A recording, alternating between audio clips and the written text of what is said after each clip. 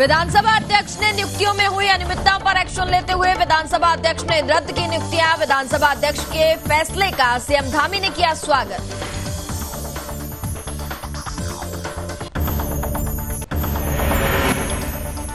उत्तराखंड में 2 अक्टूबर से खेल महाकुंभ का आयोजन। महाकुंभ की शुरुआत करेंगे राज्यपाल गुरमीत सिंह। उत्तराखंड के खिलाड़ियों के लिए बड़ा मौका, खिलाड़ियों के बेहतर प्रदर्शन के लिए खेल महाकुंभ की शुरुआत।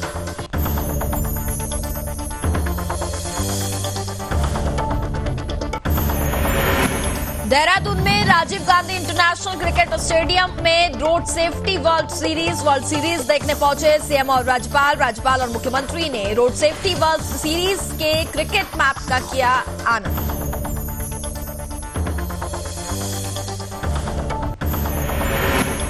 केदारनाथ मंदिर में सोने की परत चढ़ाने का काम जारी। तीर्थ पुरोहितों ने जताया विरोध। मंदिर के गर्भगृह को किया जा रहा स्वर्ण मंडित।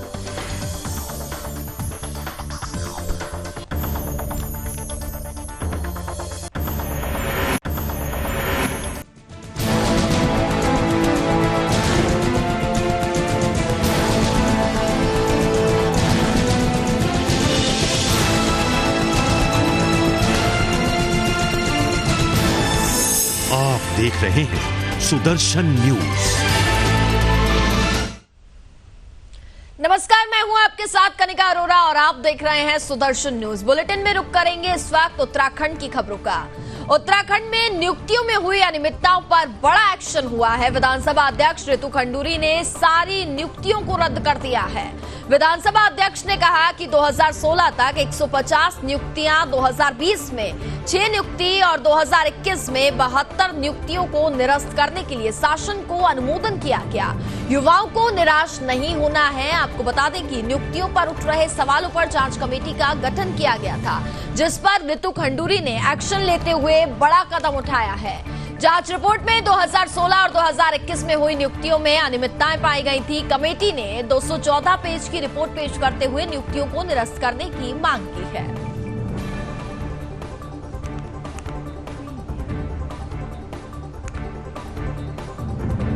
तो आपको बता दें कि नियुक्तियों में हुई अनियमितताओं पर यह बड़ा एक्शन ले लिया गया है। चूंकि विधानसभा अध्यक्ष रितु खंडूरी ने अब सारी नियुक्तियों को रद्द कर दिया है और सीएम धामी ने भी इसका स्वागत किया है। विधानसभा अध्यक्ष ने कहा कि 2016 तक 150 नियुक्तियां, 2020 में 6 नियुक्तियां और 2021 में 72 नियुक्तियों को निरस्त करने के लिए शासन को अनुमोदन किया है। युवाओं को निराश नहीं होना है। युवाओं के लिए भी यहां पर बेहतर विकल्प निकाला जाएगा। इसको लेकर के भी तैयारी की जा रही है। और आपको बता दें कि 2021 में हुई नियुक्तियों में अनियमितताएं पाई गई थी, जिस कारण इसको निरस्त किया गया। तथा वर्ष 2021 समिति ने विधानसभा सचिवालय के रिकॉर्ड का परीक्षण करने पर यह पाया कि वर्ष 2016 तक, वर्ष 2020 तथा वर्ष 2021 में जो तदर्थ नियुक्तियां की गईं, उनमें अनियमितताएं थीं तथा इन भर्तियों में विभिन्न पदों के लिए निर्धारित नियमों का पालन नहीं हुआ है। समिति ने विभिन्न न्यायालयों में द्वारा नियम विरुद्ध भर्तियों के संबंध में समय समय पर दिए गए आदेशों का हवाला देते हुए अपनी रिपोर्ट में यह सिफारिश की है कि निम्नलिखित कारणों से नियमों के विरुद्ध की गई इन तदर्थ नियुक्तियों को तत्काल प्रभाव से निरस्त कर दिया जाए। समिति ने वर्ष 2016 तक 150 तदर्थ नियुक्तियों, वर्ष 2020 में 6 नियुक्तियों तथा वर्ष 2021 में 72 तदर्थ नियुक्तियों की पहचान कर उन्हें निरस्त करने की सिफारिश की है। समिति ने कारण बताए हैं वह इस प्रकार हैं। सेवा के विभिन्न पदों पर सीधी भर्ती के लिए निर्धारित चयन समिति का गठन नहीं किया गया। इस प्रकार यह तदर्थ नियुक्तियां के माध्यम से नहीं की गई हैं। तदर्थ नियुक्ति के जाने हेतु कोई विज्ञापन नहीं दिया गया और न ही कोई सार्वजनिक सूचना दी गई और न ही रोजगार कार्यालय से नाम मंगाए गए। खबरों में आगे बढ़ते हैं। उत्तराखंड के CM Pushkar Singh Dhami action mode में नजर आ रहे हैं। आपको बता दें कि सीएम पुष्कर सिंह धामी ने विधानसभा में अनियमित भर्तियों को निरस्त करने के फैसले का स्वागत किया है। मुख्यमंत्री पुष्कर सिंह धामी ने विधानसभा में हुई भर्तियों के मामले में उच्च स्तरीय समिति की संस्तुति पर विधानसभा अध्यक्ष द्वारा साल 2016 से 2021 तक हुई भर्तियों को निरस्त करने के फैसले का स्वागत किया।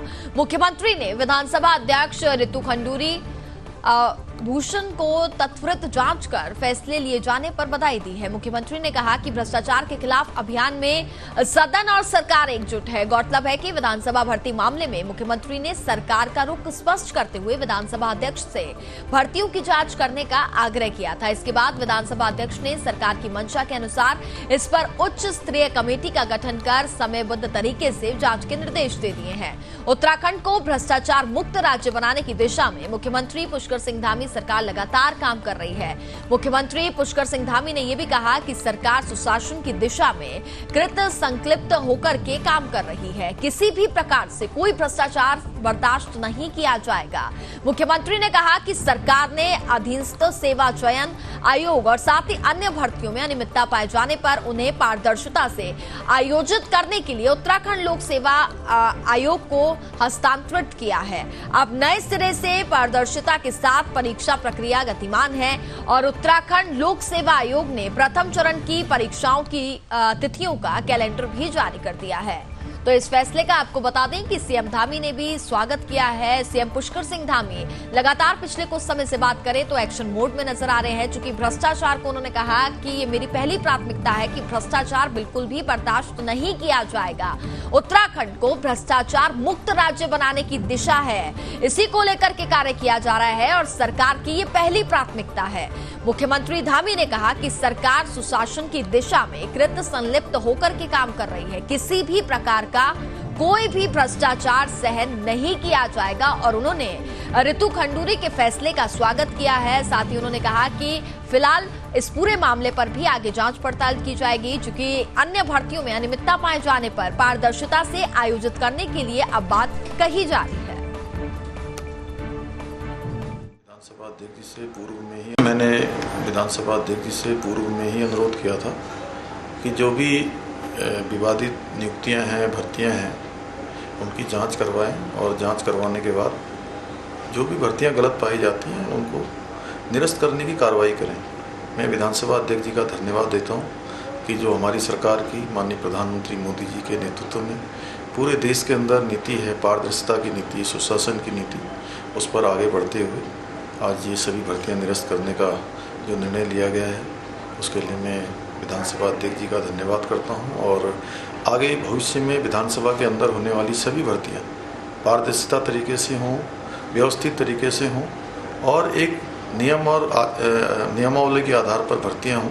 उसके लिए हम आगे इसका पूरा खाका तैयार करेंगे, पूरी योजना बनाएंगे कि सभी भर्तियां जो एक नियम के तहत हों और नियमावली के तहत हों। सर, जो यूके SSSC भर्ती का जो जांच चलती है, STF कर रही है सर, काफ़ी गिरफ्तारियां उसमें हो चुकी है, लेकिन उसमें सर CBI की भी मांग बीच बीच में आ रही है। सर, आप किस तरीके से इसे देखते हैं? अगर देखिए, मैंने पहले ही कहा है, चूँकि ये भर्ती के विवादित मामले, गलत भर्तियों के पेपर लीक के मामले कई सालों से आते रहे हैं। 2014 में जब से कमीशन बना है उसके बाद से बार बार ये सब मामले उठते रहे हैं। इस बार जब मेरे समक्ष भी ये मामला आया था तो हमने उसको पुलिस को जांच करने को दिया, STF को उसको नियुक्त किया कि STF उसकी पूरी जांच करेगी, विजिलेंस उसकी जांच करेगी। उसकी जांच चल रही है और अभी तक 41 गिरफ्तारियां उसमें हो चुकी हैं। खबरों में आगे बढ़ते हैं। उत्तराखंड में आने वाले 2 अक्टूबर से खेल महाकुंभ होने जा रहा है, जिसको लेकर के युवा कल्याण विभाग और खेल विभाग ने तैयारी पूरी कर ली है। इस बीच खेल मंत्री रेखा आर्या ने कहा कि खेल महाकुंभ 2 अक्टूबर से रायपुर न्याय पंचायत से शुरू होगा और पूरे प्रदेश के ब्लॉक स्तर से शुरू होकर के जिला स्तर और राज्य स्तर तक होने वाला है। खेल महाकुंभ की शुरुआत राज्यपाल गुरमीत सिंह करेंगे और साथ ही इस अवसर पर राज्य के कई बेहतरीन खिलाड़ी भी कार्यक्रम में मौजूद रहेंगे। आपको बता दें कि राज्य में खेलों को बढ़ावा देने के लिए इस खेल महाकुंभ की शुरुआत की जा रही है। खेल मंत्री रेखा आर्या ने कहा कि खेल महाकुंभ का उद्देश्य राज्य में खेल को जमीनी स्तर बढ़ावा मिले और जो प्रतिभावान खिलाड़ी हैं उनको अपनी प्रतिभा दिखाने का भी मौका मिले। इसके साथ ही रेखा आर्या ने कहा कि उत्तराखंड के प्रतिभावान खिलाड़ी नेशनल और इंटरनेशनल स्तर पर अपना बेहतर प्रदर्शन प्रदर्शन दिखा सके। इसके लिए खेल महाकुंभ एक शुरुआत है, जिसके लिए खेल विभाग और युवा कल्याण विभाग एक बेहतर कोशिश कर रहा है। तो 2 अक्टूबर से आपको बता दें कि इस खेल महाकुंभ की शुरुआत होने जा रही है और उत्तराखंड सरकार खेलों को बढ़ावा देने के लिए ये खेल महाकुंभ का आयोजन करने जा रही है, जिससे कि जो भी प्रतिभाशाली बच्चे हैं जो खेल में रुचि रखते हैं वो इसमें बढ़ चढ़ करके हिस्सा लें। और इसके साथ ही पूरे प्रदेश के ब्लॉक स्तर से शुरू होकर के जिला स्तर और राज्य स्तर तक के महाकुंभ का आयोजन किया जा रहा है। इस खेल महाकुंभ में बताया जा रहा है कि कई ऐसे खिलाड़ी हैं जो प्रदर्शन देने वाले हैं। बेहतर खिलाड़ी भी कार्यक्रम में मौजूद रहेंगे और राज्य में खेलों को बढ़ावा देने के लिए इस खेल महाकुंभ की शुरुआत की जा रही है।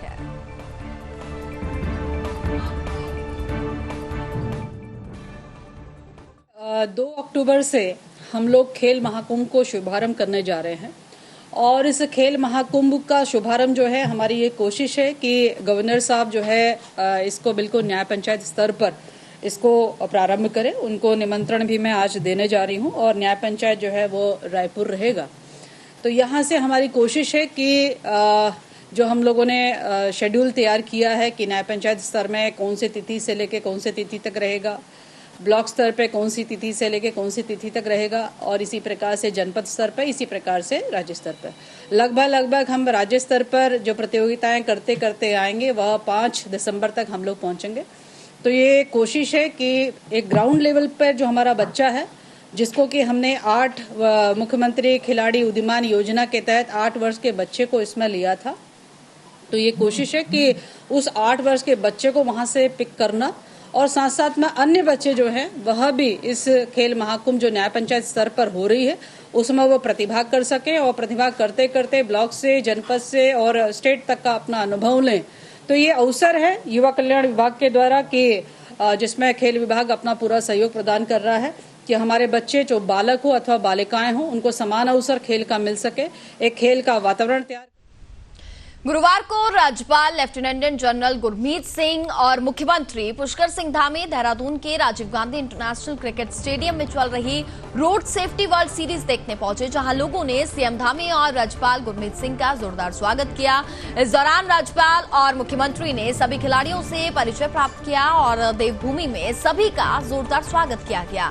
इस बीच सीएम धामी और राज्यपाल गुरमीत सिंह ने इंडिया लीजेस और साथ ही इंग्लैंड लेजेंड्स मैच का भी आनंद लिया। वहीं मुख्यमंत्री पुष्कर सिंह धामी ने कहा कि आज के दौर में रोड सेफ्टी से संबंधित नियमों का पालन करना हम सबका दायित्व है। उन्होंने कहा कि यह आयोजन इस दिशा में जन जागरूकता का कार्य करेगा और साथ ही ये भी कहा कि क्रिकेट का ये आयोजन उत्तराखंड में खेलों को बढ़ावा देने और उत्तराखंड को पहचान दिलाने में मददगार होगा। इस दौरान खेल मंत्री श्रीमती रेखा आर्या, विशेष प्रमुख सचिव और साथ ही अभिनव कुमार भी इसमें मौजूद रहे।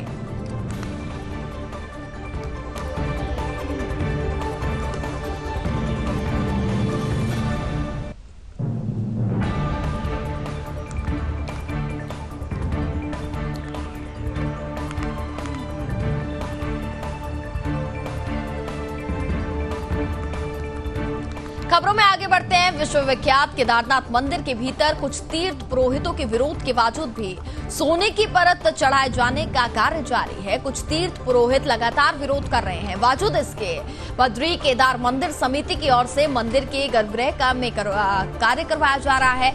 विरोध कर रहे तीर्थ पुरोहितों का कहना है कि मंदिर के गर्भगृह में सोने की परत न चढ़ाए जाने के लिए उन्हें उत्तराखंड के चारों धामों के तीर्थ पुरोहितों का समर्थन मिल रहा है। वहीं बद्री केदार मंदिर समिति के अध्यक्ष का कहना है कि सोने की परत चढ़ाए जाने का कार्य निर्बाध गति से चल रहा है। जो तीर्थ पुरोहित विरोध कर रहे हैं उनसे बातचीत करके उनकी शंका को दूर किया गया है। आपको बता दें कि केदारनाथ मंदिर के गर्भगृह में महाराष्ट्र के किसी दानीदाता ने सोने की परत चढ़ाने की इच्छा जारी की थी, जिसके बाद बद्री केदार मंदिर समिति ने शासन से अनुमति लेकर सोने की परत चढ़ाने को लेकर के कार्य शुरू कर दिया था। जिस स्थान पर सोने की परत चढ़ाई जा रही है वहां पहले से चांदी की परतें थी, अब चांदी के स्थान पर सोने की परतें चढ़ाई जा रही हैं। मंदिर के भीतर सोने की परतें चढ़ाने की सूचना के बाद केदारनाथ धाम के तीर्थ पुरोहित इसका विरोध कर रहे हैं।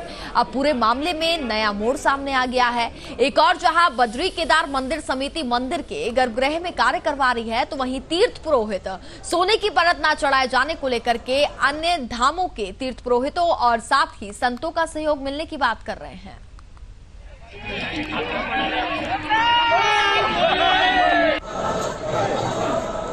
केदारनाथ मंदिर के गर्भगृह को स्वर्ण मंडित करने का जो कार्य है वो वर्तमान में निर्बाध गति से चल रहा है। किसी प्रकार का कोई व्यवधान नहीं है।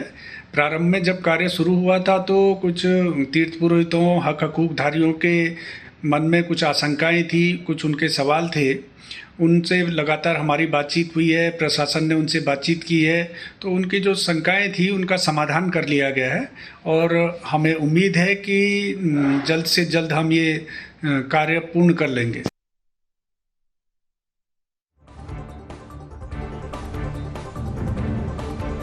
उत्तर प्रदेश में योगी बाबा के बुलडोजर की चर्चाओं के बाद अब उत्तराखंड में भी धामी सरकार का बुलडोजर चलने लगा है। आपको बता दें कि जिला पंचायत की सरकारी भूमि पर बनाई गई 1.5 दर्जन दुकानों को प्रशासन ने ध्वस्त कर दिया।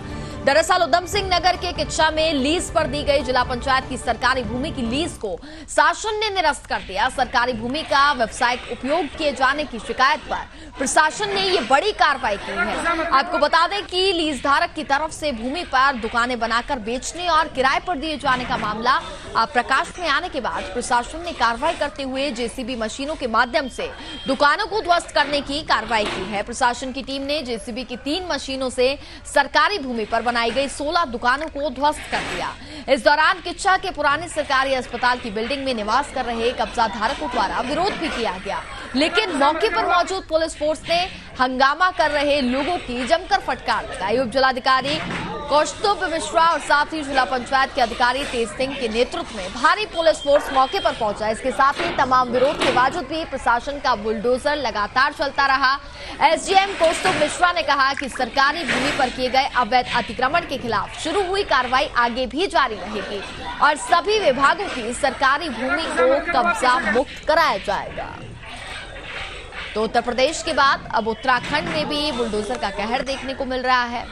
जो आपको बता दें कि जिला पंचायत की भूमि जमीनों पे, सरकारी जमीन पे अतिक्रमण था। आप देख सकते हैं दाहिनी तरफ से पूरा उसको जो कमर्शियल एक्टिविटीज हो रही थी उस पर उसको ध्वस्त किया गया है। बाकी ये बिल्डिंग सरकारी है, इसमें अभी कुछ लोग निवास कर रहे हैं, उनको नोटिस दे दिया गया। अभी मामला कुछ न्यायालय में भी है, न्यायालय में लंबित रहते हुए उस पर भी हमारी जो विधिक टीम है उस पर विचार कर रही है। लेकिन जो कमर्शियल एक्टिविटीज जो बड़े पैमाने पर बड़ी जमीन के एक बड़े पोर्शन पे थी उसको आज ध्वस्त किया जा रहा है और आगे भी कार्रवाई इसी तरह। जहाँ पे सरकारी जमीन है, जिला पंचायत की जमीन थी, उस पर लंबे समय से अतिक्रमण था। लगातार 3 बार नोटिस दिया जा चुका था उनके द्वारा, कई बार उनको हिदायत भी दी जा चुकी थी, तो उसी क्रम में उसको फ्री करवाया गया।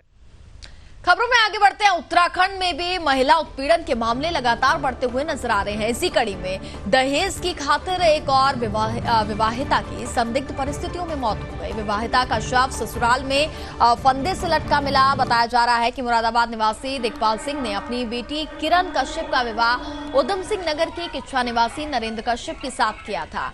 आरोप है कि विवाह के बाद से पति सहित ससुराल वालों ने दहेज की मांग करते हुए किरण के साथ मारपीट कर उसका उत्पीड़न किया था और साथ ही परिजनों ने आरोप लगाया है कि युवती की हत्या भी कर दी गई है। वहीं इस मामले में स्थानीय लोगों ने मामले की सूचना पुलिस को दी और मौके पर पहुंची पुलिस ने मामले को दर्ज कर शव को पोस्टमार्टम के लिए भेज दिया है।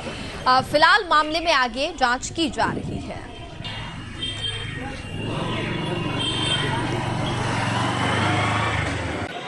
दस तारीख को अभी 10 अगस्त को भी पैसे देते हमने 5 लाख। फिर बोले अभी हम इतवार को आएंगे, हमें इतवार को पैसे चाहिए और हमारा मकान बनने हमें पैसे चाहिए मकान बनाने के लिए। हमने कहा भी था कि मकान हमारे लिए बना रहे हो क्या, तो कह रहे हैं अब हमने लड़की से, हमारा लड़का वकील है और वो वकील भी कह रहा है कि मैं वकील हूँ, मुझे जो चाहिए मुझे वो दो, वरना तुम्हारी लड़की को जान से मार दूंगा मैं।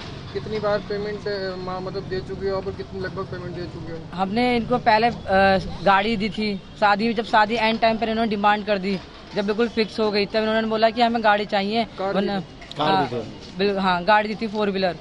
ये बोले थे कि हमें अगर गाड़ी नहीं दी तो मैं शादी कैंसिल कर दूंगा। मतलब एंड टाइम जब शादी का टाइम था बिल्कुल उस टाइम को फिर हमने अपना प्लॉट बेचा तब इनके वो गाड़ी दी। फिर दोबारा भी मकान तोड़ के बनाया इन्होंने, तो नया बना रहे थे उसी मकान को तोड़ के, तो उसमें बोले कि मुझे पैसे चाहिए 5 लाख रुपए। फिर हमने वो अपना दूसरा प्लॉट बेच के इनको फिर 5 लाख रुपए दिए और फिर 2-3 बार इन्होंने मार के भेजा था। एक बार सर फोड़ के भेज दिया, एक बार गला दबा दिया था। हमारे पास मेडिकल रिपोर्ट भी है इनकी पहले की। और इन्होंने एक बार मार के लड़की को और वीडियो भेजी थी, देखो मैं इस तरह मारूंगा तुम्हारी लड़की को। 3 साल हो गए, 2 साल की लड़की है और 11 महीने का लड़का है। और मांग इसने मुझसे मांग करी, मेरे एक गाड़ी भी दी है 5.5 लाख की और 5 लाख और नगद में ये कह रहा था मेरा मकान बन जाए मैं दे दूंगा।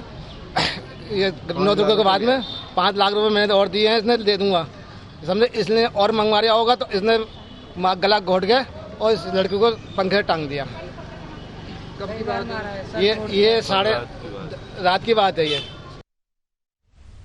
उत्तराखंड के सीएम पुष्कर सिंह धामी ने दिल्ली दौरे के दौरान केंद्रीय गृह मंत्री अमित शाह से हुई मुलाकात के दौरान हुए बातचीत को साझा किया। सीएम धामी ने कहा कि राज्य में मानसून सीजन के दौरान जिस प्रकार से प्राकृतिक आपदाएं आती हैं उससे राज्य को कम से कम नुकसान हो सके, उन सब विषयों को लेकर के केंद्रीय गृह मंत्री के साथ बातचीत की गई है। मुख्यमंत्री धामी ने आगे कहा कि राज्य में आपदा चौकियों को मॉडलाइजेशन करने के लिए आपदा प्रभावित क्षेत्रों में प्रभावितों को राहत देने के लिए केंद्र से मदद की मांग की गई है।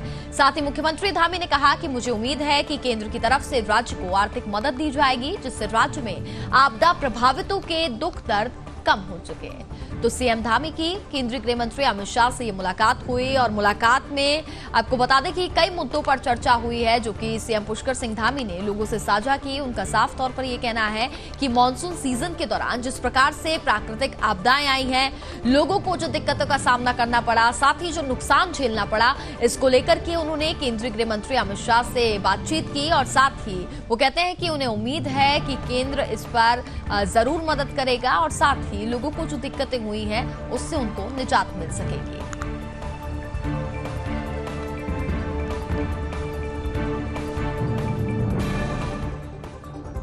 उनको काफ़ी पुरानी हो गई हैं, बहुत सारी जगह पर लगातार केंद्र के सहयोग से पहले से ऐसा आता था, उसमें कुछ कमी भी हुई है। तो उनसे अनुरोध किया है कि जो कि पुलिस मॉडर्नाइजेशन के लिए हमको कुछ सहायता की आवश्यकता है। इसी के साथ साथ जो आपदा का है, आपदा में जहाँ देहरादून और इस बार टिहरी जिले में, इसके आसपास और धारचूला में काफ़ी नुकसान हुआ है, उसके संबंध में मैंने उनसे अवगत कराया है और उनको कहा है कि जो आपदा प्रबंधन संस्थान और एक शोध केंद्र उत्तराखंड में जल्द से जल्द बनना चाहिए। उन्होंने आश्वस्त किया है कि इस दिशा में जरूर काम होगा।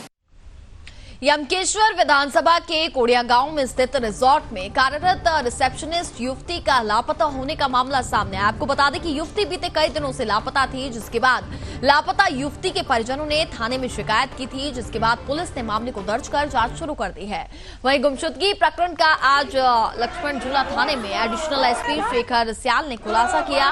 इस दौरान उन्होंने कहा कि किस तरह रिजॉर्ट के मालिक और मैनेजर ने अंकिता भंडारी की हत्या कर उसकी बॉडी को फेंक दिया। उन्होंने बताया कि जल्द ही आरोपियों की निशानदेही के आधार पर एसडीआरएफ टीम की मदद से नहर में रेस्क्यू ऑपरेशन चला करके अंकिता भंडारी की बॉडी की तलाश की जा रही है।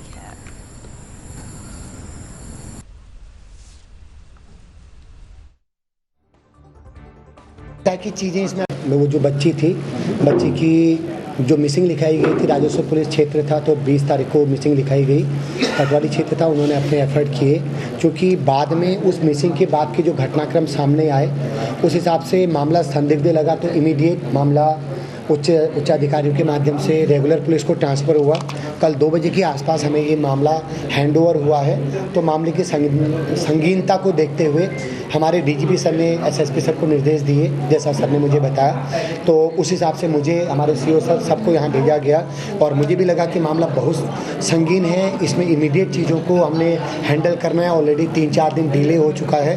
तो यहाँ पर पहुँचने के बाद चूँकि हमारी एसओजी की टीम, हमारी यहाँ जो थाने की टीम है वो सब यहाँ पर थी, उनको ब्रीफ किया गया कि एक कार्य योजना बनाई गई, क्या करना है, कैसे करना है। तो सर्वप्रथम इसकी शुरुआत उस रिजॉर्ट से हुई जहाँ से बच्ची को मिसिंग बताया गया। केदारनाथ धाम में पुनर्निर्माण के कार्य को लेकर के प्रधानमंत्री नरेंद्र मोदी के साथ हुई वीडियो कॉन्फ्रेंसिंग को लेकर मुख्यमंत्री पुष्कर सिंह धामी ने बातचीत की। सीएम धामी ने कहा कि केदारनाथ धाम में पुनर्निर्माण के काम चल रहे हैं, उसको किस प्रकार से तेज किया जा सकता है, कहां पर परिवर्तन किए जा सकते हैं, इन सब विषयों को लेकर के प्रधानमंत्री के साथ बातचीत हुई है। उनके जो सुझाव हैं उन सुझावों पर अमल करने के लिए अधिकारियों को दिशा निर्देश दिए जा चुके हैं और जल्द ही केदारनाथ धाम की तस्वीर बदली हुई नजर आएगी। मुख्यमंत्री पुष्कर सिंह धामी ने कहा कि 2023 तक केदारनाथ धाम में पुनर्निर्माण के सभी कार्य जल्द ही पूरे कर लिए जाएंगे। उसको लेकर के अधिकारियों को दिशा निर्देश भी दिए जा चुके हैं।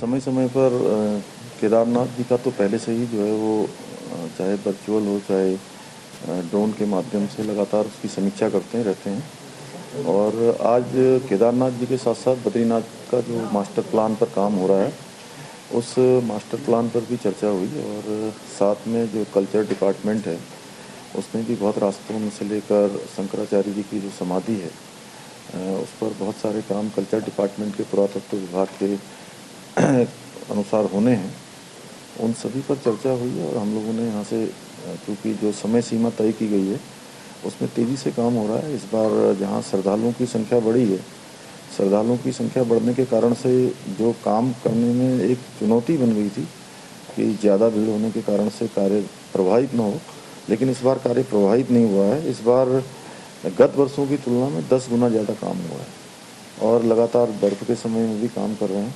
और जो इसका हम लोगों ने लक्ष्य लिया है कि दिसंबर 2023 तक संपूर्ण कार्य पूरे कर लिए जाए।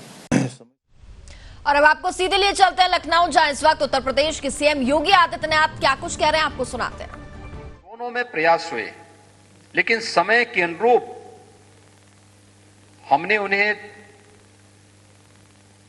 बदलने का प्रयास नहीं किया। और विगत 5 वर्ष के अंदर अगर हम देखेंगे उत्तर प्रदेश के अंदर 100 से ज्यादा अर्बन बॉडीज नहीं बनाई गई।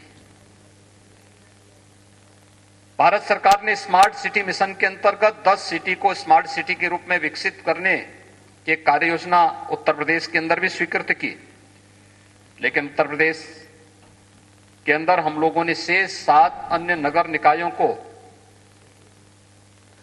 अपने स्तर पर भी कन्वर्जन के माध्यम से स्मार्ट सिटी मिशन के अंतर्गत स्टेट स्मार्ट सिटी मिशन के अंतर्गत उन्हें आगे बढ़ाने की कार्य योजना को तेजी के साथ आगे बढ़ाया। ऐसे ही अन्य 60 ऐसी सिटी यूपी के अंदर हैं जो अमृत योजना के अंतर्गत बुनियादी सुविधाओं में भारत सरकार जिसमें योगदान दे रही है, लेकिन राज्य सरकार भी अपने कुछ अन्य अर्बन बॉडीज को इस तर्ज पर विकसित करने के लिए कार्य कर रही है। देश के अंदर जब पब्लिक ट्रांसपोर्ट की सुविधा की बात होती है तो उत्तर प्रदेश में देश के अंदर सबसे अधिक अर्बन बॉडी में मेट्रो का संचालन उत्तर प्रदेश के अंदर हम लोग कर रहे हैं। वर्तमान में 5 सिटी के अंदर हमारी मेट्रो संचालित है। आगरा में इस पर कार्य युद्ध स्तर पर चल रहा है, लेकिन अभी इसमें बहुत कुछ किया जाना है। नगर निकायों में हमारी जितनी आबादी वर्तमान में निवास कर रही है, देश के 3 से 4 राज्यों को छोड़ दें तो शेष राज्यों की कुल आबादी भी उतनी नहीं है जितनी हमारी केवल नगरीय निकायों में आबादी प्रदेश के अंदर निवास कर रही है। लेकिन उन लोगों को उस प्रकार की सुविधाएं उपलब्ध कराना, इस दिशा में पहले से बैठ करके प्लानिंग हो, अर्बन प्लानर के माध्यम से उसकी पहले से ठोस कार्य योजना तैयार हो। और इसी के साथ फिलहाल इस बुलेटिन में बस इतना ही। देखते रहिए सुदर्शन न्यूज। जय हिंद।